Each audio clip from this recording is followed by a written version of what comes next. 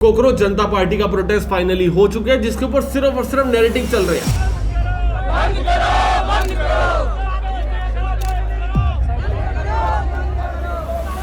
कुछ लोग बोल रहे हैं हिस्ट्री क्रिएट हो गई, कुछ लोग बोल रहे हैं बहुत ही बकवास प्रोटेस्ट था। The cockroach in the party is Aam Aadmi Party 2.0, which is very disheartening thing for every youth. अगर ऐसा होता ठीक है 6-7 दिन में 22 मिलियन फॉलोअर्स नहीं होता। इन सारी चीजों के ऊपर हम लोग डिटेल में बात करेंगे, क्या प्रोटेस्ट था, कैसे हुआ, अच्छा हुआ, बुरा हुआ। बट इसके साथ साथ इस पे भी बात करेंगे कैसे आम आदमी पार्टी और कांग्रेस एक अलायंस में होने के बाद भी आपस में लड़ रही है। सरकार इधर से सिलेंडर के रेट बढ़ाती जा रही है और उधर से जेप्टो वाले सट्टे बेचने आ चुके हैं। और आज कुछ बहुत ही क्रेजी एआई न्यूज दूंगा, क्योंकि WWDC एप्पल का शुरू होने वाला है। कुछ क्रेजी स्पेकुलेशंस भी दूंगा जो तुम्हें ऑलमोस्ट आज सुनने में मिल जाएंगी। और इस सब के बारे में डिटेल में डिस्कस करते हैं द थर्ड आई में।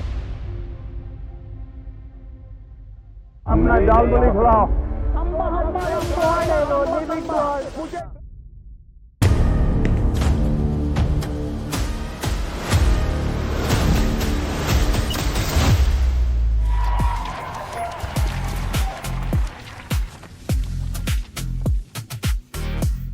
हमारी पहली न्यूज है आसाम से। आसाम का ब्लू वैली क्लस्टर शुरू हो चुका है। जिसको नहीं पता है क्या प्रोजेक्ट है, ये एक प्रोजेक्ट है जिसको हमने EU के साथ मिलकर शुरू किया, जिसके अंदर fragrance, flavour, Ayush product and food processing के ऊपर काम किया जाएगा। और इसके लिए आसाम को इसलिए चूज किया गया क्योंकि वहां पे काफी सारे ऐसे प्लांट्स मिलते हैं जिनसे मेडिसिन बनाई जाती है। वहां पे बैम्बू की अवेलेबिलिटी है, हाई क्वालिटी टी मिल जाएगी आप लोगों को, काफी सारी हर्ब्स मिल जाएंगे, एग्रीकल्चर प्रोडक्ट्स का बहुत ज्यादा स्कोप है उसमें। तो एजेंडा ये है कि EU के साथ मिलकर इन सभी चीजों को यूटिलाइज किया जाएगा प्रॉपर्ली एंड ग्लोबल लेवल पे सेल किया जाएगा, जिसके अंदर छोटे बिजनेस जो MSME के अंदर आते हैं उनको भी बहुत फायदा होने वाला है। इससे एम्प्लॉयमेंट जनरेट होगी, फार्मर्स की इनकम बढ़ेगी, EU की तरफ से नॉर्थ ईस्ट के अंदर इन्वेस्टमेंट्स आएंगे और हम अपने प्रोडक्ट्स को ग्लोबल लेवल पे एक्सपोर्ट कर पाएंगे। अभी EU इसके अंदर कितना पैसा इन्वेस्ट कर रहा है, कितना आउटकम आ सकता है, इसके बारे में अभी क्लैरिटीज नहीं है। बट अभी तक जितनी न्यूज अवेलेबल है, सुनने में एक अच्छी खबर लग रही है। अगली न्यूज आ रही है कांग्रेस वर्सेस आम आदमी पार्टी की तरफ से। जिनको नहीं पता, इनका एक अलायंस है, वो है इंडिया अलायंस। जब सेंटर के अंदर इलेक्शन हुए थे तब ये पूरे इंडिया अलायंस ने ना साथ मिलकर खेला था। ऑलमोस्ट 23 या 25 पार्टीज ने मिलकर संगठन दिया था एक दूसरे को, और ये सारे के सारे बीजेपी के अगेंस्ट खेले थे। और अभी इन्होंने क्या किया, 8 जून मतलब आज की डेट पे एक कलेक्टिव मीटिंग कॉल करी है, जिसके अंदर अलायंस के बारे में, बीजेपी को काउंटर देने के बारे में और जो भी करंट सिचुएशंस चल रही है उसके ऊपर डिस्कशन करने के लिए भी ओपोजिशन मीटिंग कर रही है। तो ये एक न्यूज क्यों है पता है? ये इतनी बड़ी न्यूज इसलिए है क्योंकि हमारे देश की ओपोजिशन ना एक बेबी की तरह है। हमें बहुत ध्यान से देखना पड़ता है कि कहीं कोई गलतियां तो नहीं कर रहे, हम लोग उसको सही कर देते हैं। कहीं पे इन्होंने कोई फकअप तो नहीं कर दिया, हम लोग उसको कवर कर देते हैं। हमें एज अ सिटीजन बहुत ध्यान रखना पड़ता है ओपोजिशन के बारे में, क्योंकि बड़े नाजुक लोग हैं। तो पिछले इलेक्शन के अंदर जो इन्होंने अलायंस बनाया था, वो अलायंस अभी ब्रेक होता दिख रहा है। और उसका सबसे बड़ा रीजन क्या है? Local elections. अभी तमिलनाडु के अंदर जो इलेक्शन हुआ था उसके अंदर कांग्रेस ने DMK को सपोर्ट कर रखा था, फिर बाद में दूसरी पार्टी के ज्यादा वोट आ जाते हैं और कांग्रेस अपना समर्थन उठा के DMK से हटा देती है। और अभी जब ये मीटिंग को कॉल किया जा रहा है तब DMK ने मना कर दिया कि भैया हम लोग तो नहीं आ रहे हैं, क्योंकि हमारी और कांग्रेस की अब कोई साझेदारी बची ही नहीं है। और इस चीज को देख के ना तुम्हें बहुत ज्यादा खराब नहीं लगेगा, क्योंकि कांग्रेस ने पावर में आने के लिए अगर किसी के साथ अलायंस कर ली तो उसमें गलत क्या है? गलत इसमें यह है कि क्योंकि तमिलनाडु के अंदर 5 सीटें आई थी आपकी, 5 सीटें जीतने के बाद सिर्फ और सिर्फ सपोर्ट देके किसी और की सरकार बनवाने के लिए आपने एक बहुत पुरानी अलायंस तोड़ दी। और वो अलायंस आपके लिए तमिलनाडु के लिए जरूरी नहीं है, सेंटर के इलेक्शन के लिए जरूरी थी। और यही सेम चीज ये आम आदमी पार्टी के साथ भी कर रहे हैं। पंजाब के अंदर अगले साल इलेक्शन आने वाले और इनका मेन कॉम्पिटिटर कांग्रेस और बीजेपी दोनों रहेंगे। और एग्जैक्टली हो क्या रहा है, कांग्रेस वाले आम आदमी पार्टी के खिलाफ कैंपेन कर रहे हैं। जो भी पंजाब के अंदर आम आदमी पार्टी ने फकअप्स कर रखे हैं, उसको हाईलाइट कर रहे हैं। अभी ये चीज बहुत फेयर है कि स्टेट इलेक्शन डिफरेंट होते हैं, सेंट्रल इलेक्शन डिफरेंट होते हैं, और सेंट्रल इलेक्शन आने में अभी टाइम बहुत है। तो जो भी स्टेट पॉलिटिक्स है वो तो खेल ही जाए ना एटलीस्ट। बट मेरा ये चीज मानना है कि अगर आप लोगों ने सेंटर में एक दूसरे को अलायंस में रखा हुआ तो स्टेट में क्यों नहीं? तुमने इस पूरे मैटर को इस तरह से समझो कि आप लोग जब भी स्टेट के इलेक्शन करते हो तो एक दूसरे के ऊपर उंगली उठाने लग जाते हो, ये चोर है वो चोर है। और जैसे सेंटर का इलेक्शन आता है तो कहते हैं हम दोनों चोर मिलकर साथ खेलेंगे, आप हम दोनों को मिला के वोट करो। बहुत ही ज्यादा बचकाना साउंड करता है। जब स्टेट का इलेक्शन है तो दोनों पार्टीज पावर होल्ड करना चाहती है और वो भी इंडिविजुअली। पर जैसे सेंटर का इलेक्शन आ जाता है, इनको पता है हम लोग इंडिविजुअली पावर होल्ड कर नहीं पाएंगे, तो सारे के सारे चोरों को मिला लिया। एंड मैं नहीं बोल रहा हूँ ऑपोजिशन चोर है, ये दोनों खुद एक दूसरे को बोल रहे हैं कि ये चोर है। थोड़ा लिहाज होना चाहिए अगर आप लोग सही में सेंटर के अंदर आना चाहते हो, और वो भी अलायंस के साथ। मुझे नहीं लगता कांग्रेस अलायंस को टिकाने के लिए एक बहुत अच्छा काम कर रही है, और मुझे उसके लिए आम आदमी पार्टी से ज्यादा उम्मीद नहीं है, क्योंकि लीडर ऑफ ऑपोजिशन कांग्रेस का है ना, लीडर ऑफ ऑपोजिशन आम आदमी पार्टी का थोड़ी है। लीडर ऑफ ऑपोजिशन और सेकंड बिगेस्ट पार्टी का एक काम है कि अलायंस को बना के रखना। आम आदमी पार्टी का काम नहीं है अलायंस को बना के रखना, वो तो अपने छोटे छोटे लेवल के ऊपर गेम्स खेलेंगे। दिल्ली के अंदर वो हार चुके हैं, उनके एमपीज वैसे गिर चुके हैं पंजाब से। अब पंजाब के अंदर अगले इलेक्शन अगर नहीं जीते तो पार्टी विलुप्त हो जाएगी, हर जगह से पावर खत्म हो जाएगी। वो लोग तो इलेक्शन लड़ेंगे ही, आपको जाके समर्थन देना चाहिए कि भैया हमें पता है आपके लिए इलेक्शन कितने जरूरी है, कांग्रेस के लिए भी जरूरी है, पर अगर आप लोग अलायंस कर पाओ तो उससे बेटर कुछ है ही नहीं ना, क्योंकि तब लोगों को विश्वास नहीं होगा और आपसे ज्यादा वोट नोटा को आ जाएंगे। बाकी आज ही मीटिंग है आम आदमी पार्टी और डीएमके को छोड़ के, बाकी लोग तो ज्वाइन कर ही रहे हैं एज पर द न्यूज। बाकी क्या बात होती है, किस हद तक पहुंचे हैं, क्या प्लान बना रहे हैं, अगर कुछ भी बाहर निकल के आता तो कल बताता हूँ। और अभी हम लोग बात करते हैं कॉकरोच जनता पार्टी के प्रोटेस्ट के बारे में जो हो चुका है, और इसको हम लोग डिस्कस करेंगे अपने प्राइम टाइम स्पॉट में।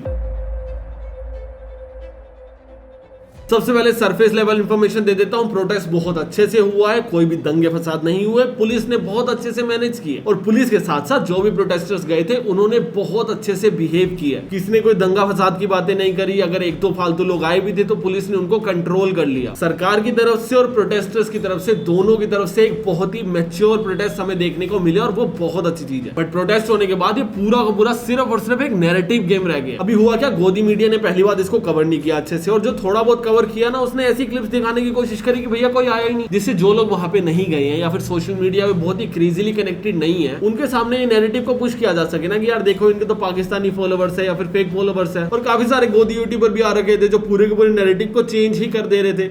पेपर एजुकेशन सिस्टम में इंप्रूवमेंट लानी पड़ेगी, एम्प्लॉयमेंट लाना पड़ेगा देश में। इस पर आपका क्या कहना है? पहले की सरकारों में नहीं होते थे, ठीक है तुम्हारी सरकार से दिक्कत थी। सरकारों में होता तो हर बार होएगा क्या? आप सवाल करना जनता का काम है, सरकार हमारी नौकर है। हमने देश का विरोध करना काम नहीं है, हमारे लिए काम करेगा, हम उसके लिए काम नहीं करेंगे। कुछ लोग आगे चिल्ला रहे थे उमर खालिद का सपोर्ट क्यों कर रहे हो, कुछ लोग आगे कह रहे थे भैया हिंदू मुस्लिम क्यों नहीं कर रहे हो। तो आप ये कह रही हो ना देश का विरोध है। आप उमर खालिद के साथ क्या कर रहे हो? उमर खालिद कहाँ से आया? उमर खालिद कहाँ से आया वो? अभी क्या टॉपिक है? अभिजीत दीपके के साथ नहीं है उमर खालिद। दूसरी तरफ कुछ ऐसे यूट्यूबर्स भी जो ऐसे बढ़ा चढ़ा के दिखा रहे कि भैया बहुत ही भीड़ थी। अभी ये चीज समझने से पहले कि प्रोटेस्ट फेल हुआ या फिर पास हुआ, सबसे पहले ये चीज मानते कि प्रोटेस्ट हुआ और बहुत अच्छे से हुआ। 43 डिग्रीज के अंदर जितने भी लोग आए, लोग कोई अज्यूम कर रहे 3,500 से 4,000 लोग आए थे। एंड मैं भी ट्राई कर रहा था कि काश मैं भी जा पाता, पर मैं नहीं जा पाया क्योंकि उस दिन मुझे कोई बहुत अर्जेंट काम था। बट मैंने ऑलमोस्ट सोशल मीडिया को खंगाल लिया, थोड़ा सा एस्टिमेट कर लिया कि कितने लोग आए थे और काफी आर्टिकल्स वगैरह भी पढ़ लिए। एक रफ एस्टिमेट 3,500 से 4,000 लोग आए थे, जो मेरी नजर के अंदर थोड़े से कम थे। अभी ऐसा नहीं कि भाई 43 डिग्री के अंदर 3,500 से 4,000 लोग आ गए और मैं कह रहा हूँ भाई कम थे, जबकि मैं खुद नहीं गया, तो मेरे पास तो कोई अथॉरिटी होनी ही नहीं चाहिए ना जज की। काफी लोग ये आर्गुमेंट दे सकते हैं, that's why I am saying कि मेरे अकॉर्डिंग कम थे, क्योंकि मैं ज्यादा एक्सपेक्ट कर रहा था, मेरी बीमारी है ये। मेरे को लग रहा था इतने ज्यादा फॉलोवर्स है, टीचर्स इंक्लूड हो रहे हैं, हम लोग प्रमोट कर रहे हैं, काफी बाकी यूट्यूबर्स भी प्रमोट कर रहे हैं, तो मेरे को उम्मीद थी कि शायद थोड़े से ज्यादा लोग आएंगे, पर मेरी उम्मीद से कम लोग आए थे। पर क्या वो जितने भी लोग वहां पे आए थे उनके एफर्ट्स वेस्ट गए? ऑलमोस्ट हाँ भी, क्योंकि प्रोटेस्ट को बहुत अच्छे से ऑर्गेनाइज नहीं किया गया। तमाम लोगों को बुलाया, देश भर से बुलाया, परिवार के साथ बुलाया, उम्मीद थी भीड़ आएगी, हालांकि आई नहीं, लेकिन एक मंच होना चाहिए था जहां आप लोग खड़े होकर अपनी बात रखें। ये अध्यक्ष वहां पर है, पता ही नहीं चल रहा, कार्यकर्ताओं से ज्यादा मीडिया वाले हैं, आप यहाँ पर है, तो ये ऑर्गेनाइज नहीं है। आपने सोशल मूवमेंट पे आपने मेरी कोई फंडिंग की? आपने फंडिंग करूँ यार, बताओ कितनी फंडिंग? यार ये कोई तरीका है कि पत्रकारों से फंडिंग लोगे? उसके बारे में हम लोग आगे बात करते हैं कि प्रोटेस्ट के अंदर क्या क्या कमियां थी। पहले ये देख लेते हैं प्रोटेस्ट में चला क्या। जो अच्छा हुआ सबसे पहले वो देख लो, 3 से 4,000 लोगों ने हिम्मत करी। 43 डिग्री के अंदर खड़े होना मजाक नहीं है। मैंने काफी सारे इंटरव्यूज देखे, वहां पे लोग ना गोदी मीडिया की ऐसी तैसी मार रहे थे। एक सेकंड, यहाँ पे श्री राम कहाँ से आ गई? ये तो यहाँ पे श्री राम की भूमि है, ये श्री राम की भूमि है, ये प्रभु श्री राम का देश है ये। जा श्री राम से बात कर ले, श्री राम से। राम है, पेपर की बात। श्री राम। जब भी गोदी मीडिया आ रखी थी, लोग उनके हाय हाय के नारे लगा रहे हैं, लोगों को भगा दे रहे हैं।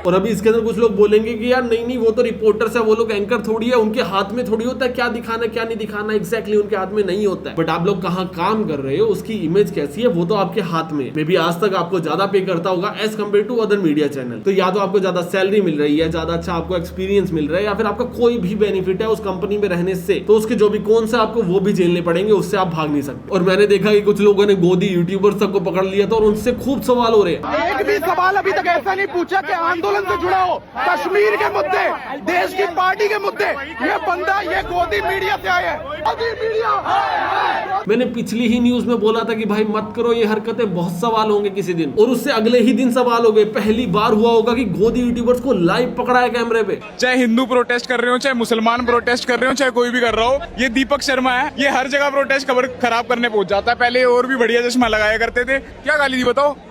आप सुअर बोल रहे हैं पीछे से। कॉकरोचेस भी आए हुए हैं, सुअर भी तो आएंगे कोई। हर किसी के हाथ में कैमरा था, जो भी गोदी यूट्यूबर देखा घेर लिया कि इधर आ 4 सवाल पूछता हूं उधर से। भाई मैं कुछ वीडियो से लगाऊंगा, बहुत फनी सीन कर रखा था लोगों ने।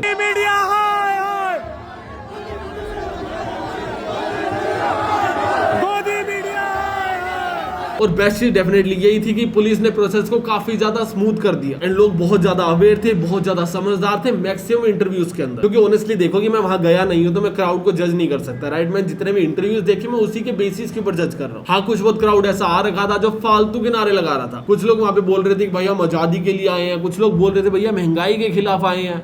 क्या नाम है? मैं ये पूछ रहा हूँ किस मुद्दे की वजह से आए हैं? मुद्दा भ्रष्टाचार, महंगाई।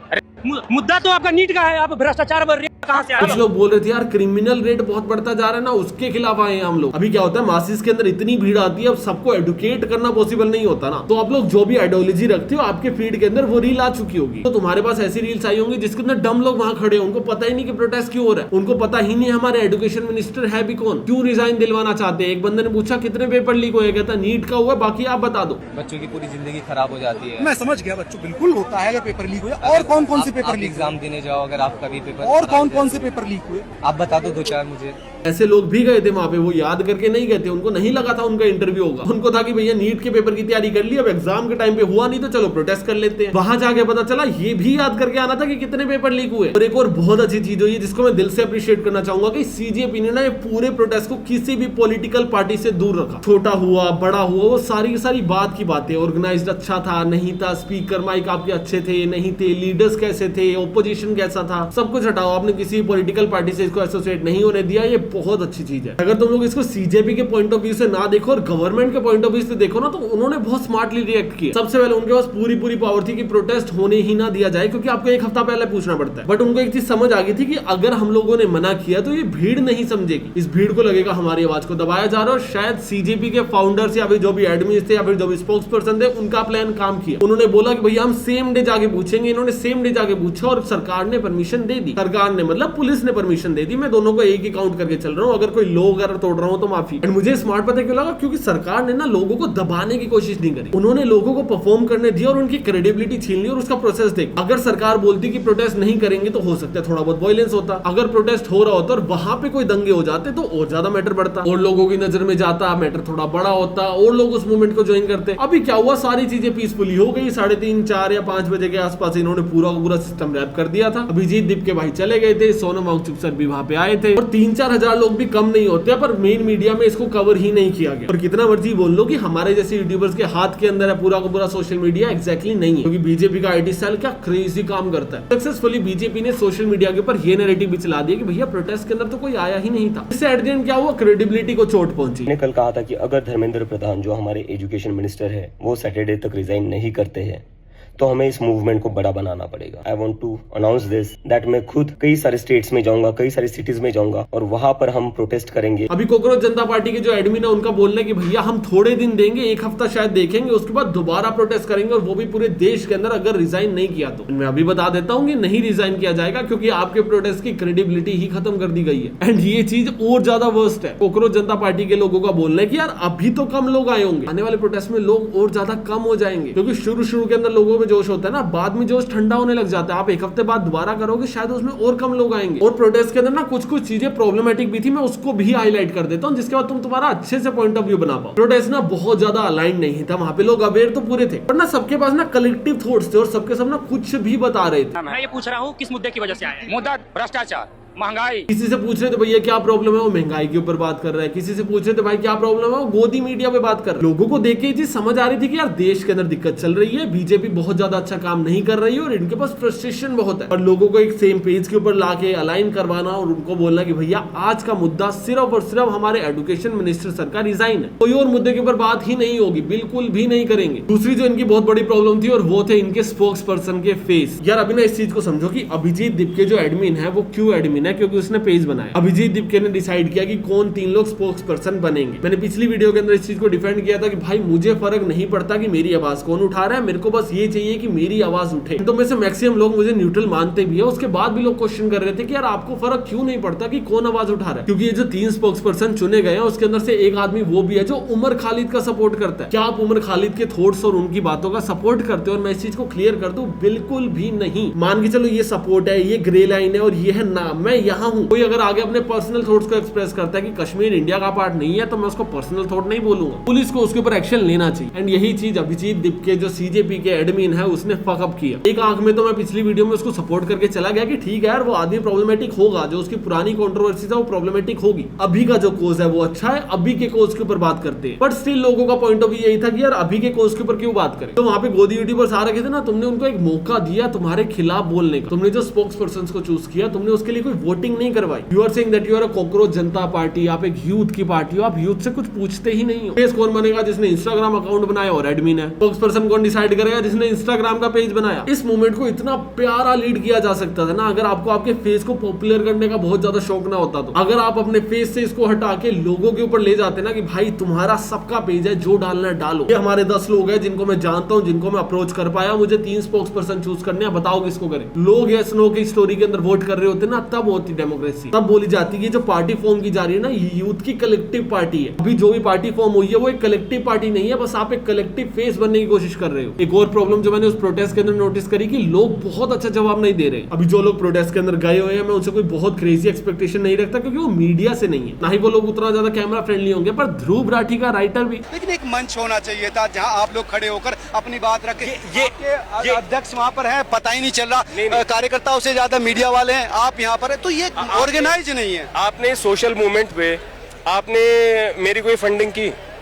आपने फंडिंग करूँ यार, बताओ कितनी फंडिंग? आई मीन उनसे एक क्वेश्चन किया गया कि यार बहुत अच्छा अरेंजमेंट नहीं है, बेटर किया जा सकता था। आपके पास माइक अच्छा नहीं है, आपके पास इक्विपमेंट्स अच्छे नहीं है, आवाज नहीं पहुंच पा रही है हमारे कान तक। तो जो भी प्रोटेस्ट ऑर्गेनाइज किया गया है ये तो बहुत अच्छा हुआ ही नहीं, आप बढ़िया कर ही नहीं पाए। एंड इसका एक बहुत सिंपल और प्यारा जवाब हो सकता था, जिसके अंदर आप सामने वाले को हम्बल डाउन भी कर देते कि हाँ यार नहीं था पैसा, चंदा मांगा नहीं सामने आके कि लोगों को लगेगा हमें लूट रहे हैं और हमारे पास उतना पैसा था नहीं। बट कोशिश करेंगे अगली बार जब प्रोटेस्ट ऑर्गेनाइज करेंगे तो इससे बेटर कर ले, और हमारा भी पहला ही था। कुछ गलत लगाओ तो सर माफी दे देना, और कुछ नहीं लगाओ तो सपोर्ट कर देना। इससे बेटर जवाब हो ही नहीं सकता था। पर वो लोग क्या बोल रहे थे कि आपने मुझे पैसे दिए हैं क्या इसके? मेरी ये कोई जॉब थोड़ी है, मैं क्यों करूं? अच्छा मैं समझ रहा हूं वहां पे बहुत गर्मी होगी, आपने इतने एफर्ट मारे वो भी बिना पैसे के लिए। 2-3 दिनों से जो भी आप स्पोक्स पर्सन बन के गए हो, लोग आपको बहुत ट्रोल कर रहे होंगे, गालियां दे रहे होंगे, उसकी फ्रस्ट्रेशन अंदर भरी होगी। But as a spokesperson जब आप फेस बनते हो ना किसी पार्टी के, तो आपको वो सारी चीजें हटानी होती है और पार्टी के हक में सोचना होता है। बाकी अगला प्रोटेस्ट कब होस्ट होता है और कहां पे होस्ट होता है, दिल्ली में हुआ तो इस बार ट्राई करेंगे, चले जाए, थोड़ा सा लाइव एक्सपीरियंस लेके आएंगे। मौका मिला तो गोदी यूट्यूबर से मिल भी लेंगे, और अगर कोई क्यूट कॉन्वर्सेशन हुई तो उसको रिकॉर्ड करके तुम लोगों तक शेयर भी कर देंगे। बाकी अभी अगली न्यूज के ऊपर चलते हैं, वो आ रही है ज़ेप्टो की तरफ से। ज़ेप्टो सट्टे बेच रहा है और इस चीज को हम डिस्कस करते हैं अपने बिजनेस सेगमेंट के अंदर।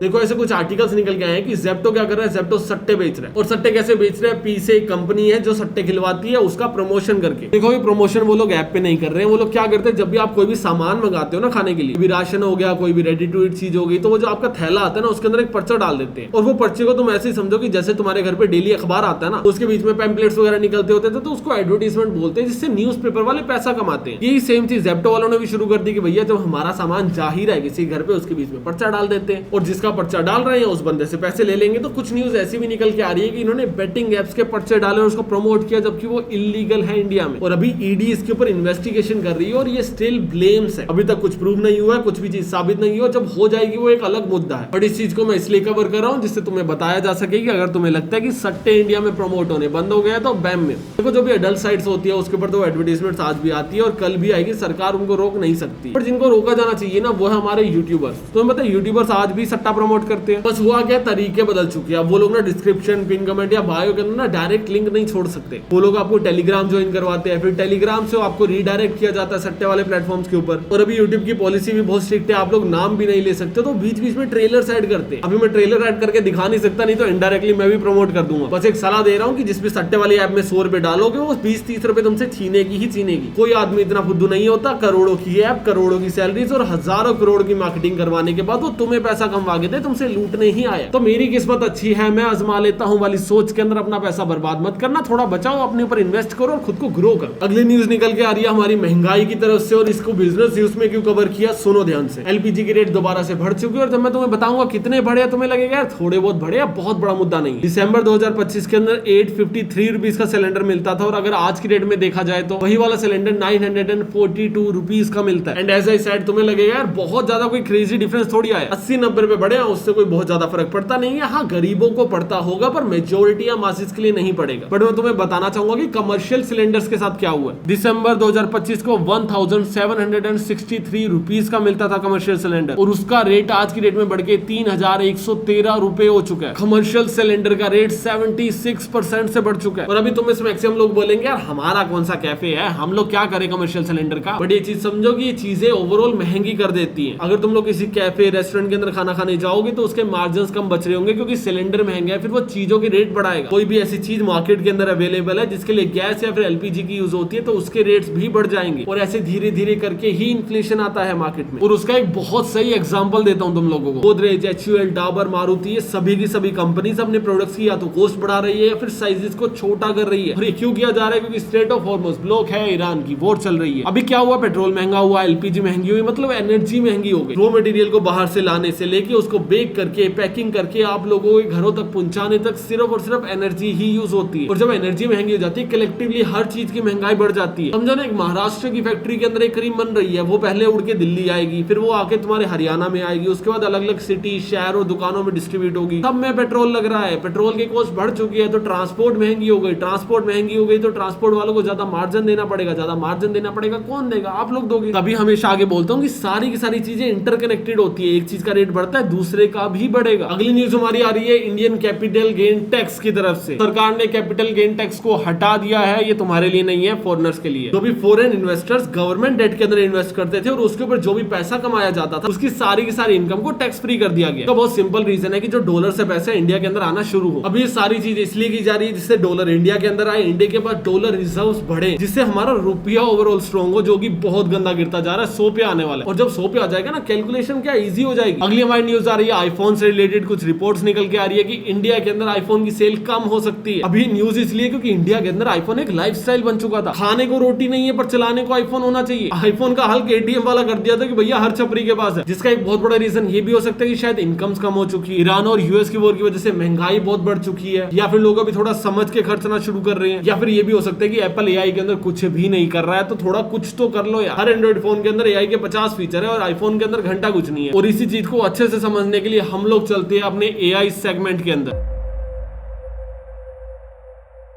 एप्पल का WWDC आज से शुरू हो रहा है, 4 दिन का इवेंट है और पूरे के पूरे सॉफ्टवेयर अपडेट्स को बताया जाएगा। नए नए सॉफ्टवेयर अपडेट्स लाए जाएंगे और थोड़े बहुत हिंट आ रहे हैं कि जो पिछले साल लिक्विड रेटिना लाए थे उसको ही कंटिन्यू करेंगे, कोई नए फीचर्स नहीं होंगे। सिर्फ और सिर्फ एक मेजर अपग्रेड होगा और वो है एआई। और इस बार एप्पल एआई के अंदर अच्छा काम कर सकता है क्योंकि इस बार का एआई उनका गूगल ने बनाया है। एप्पल ने बहुत कोशिश कर ली, पहले 2-3 साल ट्राई कर लिया, उसके बाद सोचा कि यार हार ही जाते हैं। इन्होंने जेमिनी के साथ पार्टनरशिप किया, कस्टम ऐप बनवाई और हर साल $1 बिलियन का कॉन्ट्रैक्ट किया। तो बहुत हाई चांसेस है कि इस बार की जो सीरी आने वाली ना एजेंटिक हो जाए। आपको बस एक बार परमिशन देनी है, सिरी को कोई भी कमांड बोलनी है और सिरी आपका पूरा मोबाइल कंट्रोल कर रही है। और ये चीज सुनने में बहुत ही क्रेजी लग रही है, मैं बस वेट कर रहा हूं कि कितनी ज्यादा एजेंटिक होगी। एंड एक और अपडेट भी सुनने में आ रहा है कि आप लोग सिरी की जगह ना किसी भी एआई मॉडल के ऊपर शिफ्ट कर सकते हो। मतलब अगर आप लोग चाहो कि आपकी सिरी की जगह ChatGPT रिप्लाई करे या फिर क्लोड रिप्लाई करे तो आप उसको भी सेट कर सकते हो। अभी कैसे ऑप्शंस इनेबल होंगे, किस लेवल की पार्टनरशिप है, डेटा कितना सिक्योर होगा, वो देखते हैं। क्योंकि एप्पल के लिए तो एआई कोई आर्टिफिशियल इंटेलिजेंस थोड़ी थी, एप्पल इंटेलिजेंस थी। एंड एप्पल मतलब तो हमेशा सिक्योरिटी होती है ना, तो देख लेते हैं कितना सिक्योर रहेगा, कौन से क्लाउड में डेटा जाएगा, कैसे सिक्योर होगा, क्योंकि आप लोग इतनी कंपनी के साथ पार्टनरशिप कर रहे हो। हमारी सेकंड न्यूज निकल के आ रही है ChatGPT की तरफ से। ChatGPT को एक सुपर ऐप बनाया जा रहा है। अभी सुपर ऐप क्या होती है, सबसे पहले ये समझो। सुपर ऐप वो होती है जो सिर्फ और सिर्फ 1 या 2 काम नहीं करती है, सारे काम करती है। पहले इन्होंने ChatGPT बनाया जो सारी की सारी बातों के जवाब दे सकता था, फिर इन्होंने वॉइस मॉडल ऐड किया कि वो बात भी कर सकता है, फिर इन्होंने कोडेक्स ऐड कर दिया कि भैया वो कोडिंग भी कर सकता है, फिर इन्होंने एआई एजेंट को ऐड किया, इमेज जनरेशन को ऐड किया, अभी थर्ड पार्टी टाई टाइप्स कर रहे हैं। जैसे एक टाइप इनका कैनवा के साथ हो रहा है, दूसरा booking.com के साथ हो रहा है। जिससे होगा पता है क्या, आपको बस एक बार अपने अकाउंट्स को कनेक्ट करना है, वॉइस मोड को ऑन करना है और बोलना है यार कोई होटल बताना बढ़िया सा। फिर वो booking.com से डेटा को फेच करेगा, आपको लाके होटल दिखा देगा। आप बोलोगे हाँ यार सेकंड वाला बढ़िया लग रहा है, बुक कर दे। फिर वो आपसे आपकी डिटेल कंफर्म करेगा और बुक कर देगा। इस लेवल ऑफ एजेंटिक पे हम लोग जा सकते हैं, जिसको आप लोग जारवेस भी बोलते हो। देखने और सुनने में चीज बहुत ज्यादा फैसिनेटिंग लग रही है, बाकी जब आ जाएगी हाथ में तब ट्राई करके देखेंगे। तीसरी और आज की लास्ट न्यूज आ रही है एनवीडिया और एलजी की तरफ से। जिनको नहीं पता एनवीडिया के बारे में, एनवीडिया जीपीयूज बनाता है और जीपीयूज बहुत ज्यादा इंपॉर्टेंट होते हैं एआई को रन करने के लिए। जीपीयूज मतलब ग्राफिक कार्ड्स की बात कर रहा हूं मैं, और बहुत बड़े बड़े पावरफुल ग्राफिक कार्ड्स की नीड होती है जब भी एआई बैकएंड के अंदर रन करता है। तो अगर अभी बैकबोन बोला जाए जीपीयूज की, तो वो सिर्फ और सिर्फ एनवीडिया ही है। दैट मींस एआई की बैकबोन एनवीडिया है। अभी एनवीडिया क्या कर रहा है, खुद को और ज्यादा एक्सपेंड करने की कोशिश कर रहा है, क्योंकि वो एलजी के साथ मिलकर रोबोटिक्स भी बना रहा है। उनका ये बोलना है कि आने वाले कुछ सालों के अंदर हम रोबोट्स डेवलप कर लेंगे और उसके अंदर एआई मॉडल्स को डाल देंगे, जिससे रोबोट्स प्रॉपर्ली काम कर सके। और ये दुनिया बहुत ज्यादा दूर नहीं है, बहुत इजीली डूएबल है ये चीजें। आज की डेट में भी जो रोबोट्स वर्ल्ड के अंदर एग्जिस्ट करते हैं वो बस महंगे बहुत ज्यादा है, पर काफी अच्छा काम कर रहे हैं। और आने वाले टाइम के अंदर जब चीजें कमोडिटाइज हो जाती है ना, वो सस्ती होना शुरू हो जाती है। नया टेक हमेशा महंगा होगा और इनएफिशिएंट भी होगा, पर अगर एक बार टेक क्रैक हो गया तो उसके बाद वो over the period of time सस्ता भी होगा और इवॉल्व भी होगा। बाकी फ्यूचर में क्या होगा, मैं बहुत ज्यादा एक्साइटेड हूं। तुम लोग मुझे अपना ओपिनियन कमेंट सेक्शन में बताओ। और अगर न्यूज देख के कोई फीडबैक देने का मन है, हाइप देने का मन है, तो वो भी करने से बिल्कुल मत शर्माना। मैं तुमसे मिलता हूं अगली वीडियो में, तब तक के लिए बाय।